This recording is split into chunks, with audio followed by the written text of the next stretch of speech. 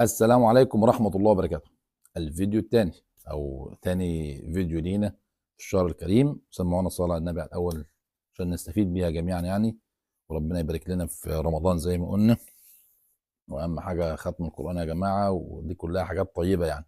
رمضان شهر العبادات أو نتنافس فيه في العبادات يعني. ربنا يبارك لنا جميعا في رمضان يا رب كده، ويتقبله منا بإذن الله ويعنا على عبادته فيه.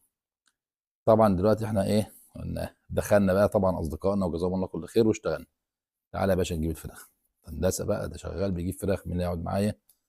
الاخ محمد ماهر، هو اللي كان رفيق الضرب يعني، هو اللي كان مشجع الفكره، فقال لك انا هقعد معاك، انا كده كده موجود هنا. فاشتغلنا مع بعضنا في الفتره اللي احنا اشتغلناها دي. انا جبت الكتاكيت من الناس.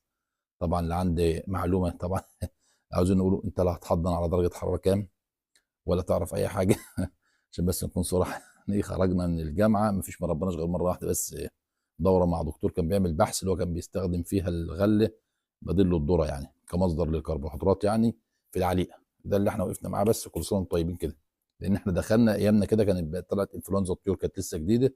الحمد لله خدت كل الطيور اللي في المزرعه يعني. داخلين كان فينا عام، طلعنا الحمد لله مفيش، الحمد لله يعني كله راح بفضل الله يعني. وشنا ما شاء الله جميل، دفعه زي الفل.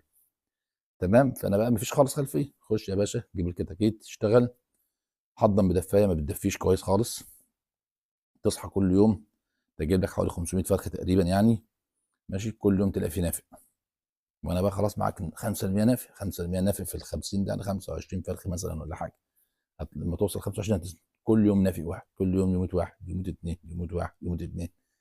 وايه الدنيا؟ لا تمام يا جماعه، لسه ده في الامان. لسه يا جماعه في الامان زي ما احنا شغالين زي ما بيقولوا يعني. وشغال طبعا. الناس مش واخده بالها او اللي احنا عاوزين نقوله بقى الناس لحد دلوقتي ربي. طبعا اللي احنا بنقوله في الفيديوهات برضه عشان يبقى الناس واضحه، اللي لازم تحضن طبعا درجه حراره دلوقتي 34 ثابته لمده 3 ايام. ترجع بتنزل بعد 3 ايام كل يوم نص درجه لغايه ما تثبت اول اسبوع على 32. طبعا ده كله ما كانش عندنا. احنا شغالين وخلاص. هي الفراخ في ايه واللندا ايه ده؟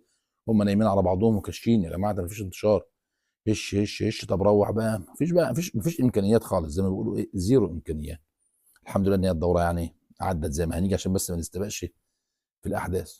طبعا اللي حصل العدد كبر، والعدد لما كبر ده ابتدينا ننقل في مكان تاني. وهنقول لكم بقى ايه ما نقلنا في مكان تاني، ايه اللي حصل وايه اللي احنا عرفناه.